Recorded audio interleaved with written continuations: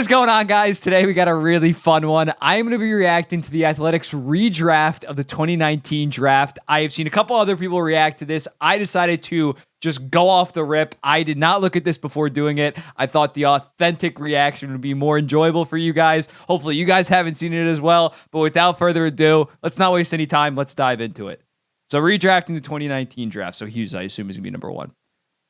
Jack Hughes first. Cannot disagree with that. Obviously, 99 points last year. That's kind of a shoo-in. He's the only guy in this elite NHL player, and that makes 1,000% sense when you look at some of the other guys that I know are probably coming. Jack Hughes is definitely in a league of their own, a league of his own in terms of this draft class. There's probably other guys that are going to end up being all-stars, maybe even fringe, make a case for the Hall of Fame one day. But Jack Hughes, I think he's on the path. Even if he doesn't win a Stanley Cup, he's going to be 105, 110 points a year. He's on the track to be a Hall of Famer, a legit potential perennial, not Hart winner or anything, but like Hart top five, just a top five player for most of his career, most of his prime at least.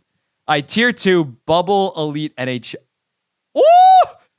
Dylan Cousins and Trevor Zegras, the only two guys in the bubble elite NHL player and all-star. Let's read this. I have it here. I don't want to go to the next tier, but tier 2 is where it gets more interesting. While I think Zegras may get pushed to the wing when it's all said and done, I see a delineation between Cousins and Zegras in the next group because they are centers with high-end talent that you can build a franchise around. Cousins is the mold of a big, well-rounded center with legit offense. Zegras is one of the most purely skilled puck and creative players in the NHL, even if his game can lack in other areas.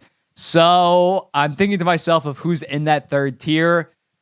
I would take Cole Caulfield. I would take Matthew Boldy, and maybe a little bit of hindsight now that this was posted like a week ago, so there was some of the start of the season. I would take Moritz Seider right now over Trevor Zegras, most likely. Dylan Cousins, I think based on what he did last year, if Cole Caulfield played an entire season, if Matthew Boldy was more consistent, he balled out at the end of the season. I understand Dylan Cousins being number 2. Trevor Zegras, number 3. And yeah, this is the NHL All-Star tier. What's that tier? Bubble elite. If you're an all-star, you're elite. That doesn't make a lot of sense in my opinion. Like what? I guess all NHL all.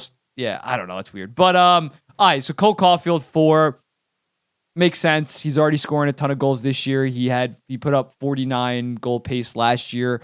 Put up 26 goals in 42 games. He's a goal scoring beast. Moritz Seider this year is proving that he can potentially be a legit number 1 defenseman on a playoff team. Detroit, at the time of recording this, is 5-1-1. He has 7 points in 7 games. He's been fantastic for them, playing around 22, 23 minutes a night. Matthew Boldy, back-to-back years of it being around 65 to 70 point pace. Him and Joel Eriksson Ek are absolutely cooking this year. I think he's definitely.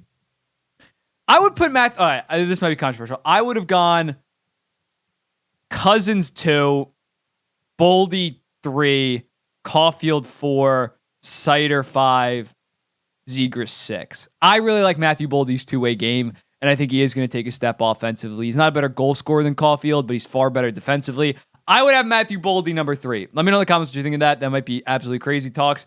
Bowen Byram, number 7. Makes sense. He just needs to stay healthy. Last year, he had, 15 goals and 15 assists for 25 points in, I think, 42 games.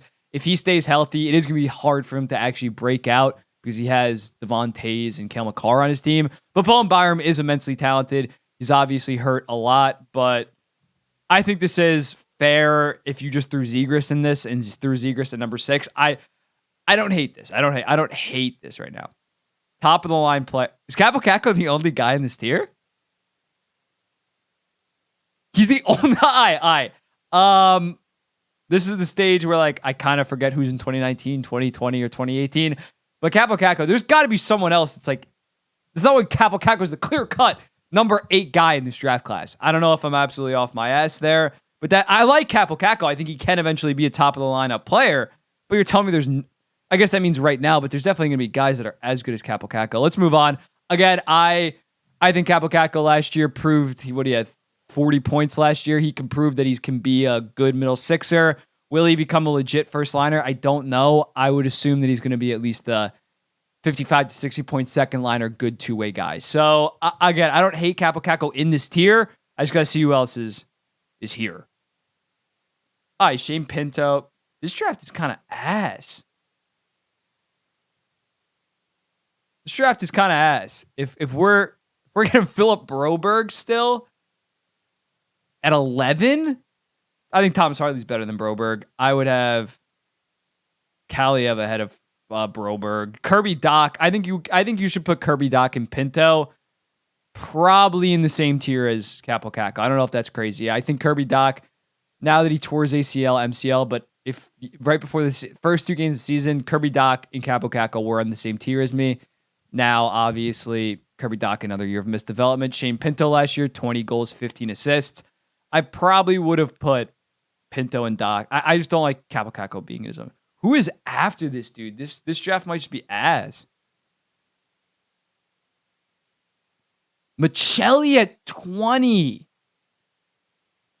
That's crazy. Michelli last year, by far the highest rookie point per game. He had 47 in 62 games, and he's not even, dude, I'd have Michelli in that Capo Caco tier. Dude, what? The rest, Tomasino, fine. Alex Newhook, those guys are fine, like third liners right now. Cam York, I think, is actually going to be a stud. I would put Cam York ahead of Broberg and freaking, Broberg for sure. But that's crazy. Michelli, that is nuts disrespect. Peyton Krebs hasn't really proved it on Buffalo thus far. Michelli is getting absolute. Jackson Lacombe, I think, is actually going to be a very good player as well. He made the Ducks out of camp this year. He's kind of underrated in my opinion. Jordan Spence is a little bit underrated in my. Dustin Wolf! Dude, they got Sogard. Did they have another goalie? I think they might have had Spencer Knight. They had, Dustin Wolf, the past 2 years has won AHL goal. Well, he won back-to-back WHL goalies of the year. Then he won AHL goalie of the year. Then he won AHL goalie of the year again, and he won league MVP in the AHL. And you're telling me that you think that Mad Sogard is better in a redraft? That's insane. That's Dustin Wolf slander. I'm sorry. 1,000%. Connor McMichael, sure, whatever. Projected to play NHL games. Who else? Who are they? Simon Holmstrom, I think, bump him up a couple of spots. He's already proven that he's a decent NHL player. RHP, this is a weird one. RHP is a little bit of a weird one because he is 2 years older than a lot of guys in this class. He's 24 or 25 now. So I can see where they're coming from, even though he was very good last year in like a second line role for the Montreal Canadiens, middle six role. I understand why he's a little bit lower. Caden Korchik already has like 3 points this year for the Vegas Golden Knights. I know this was released right at the start of the season, so they probably didn't see that, but he might actually turn into something.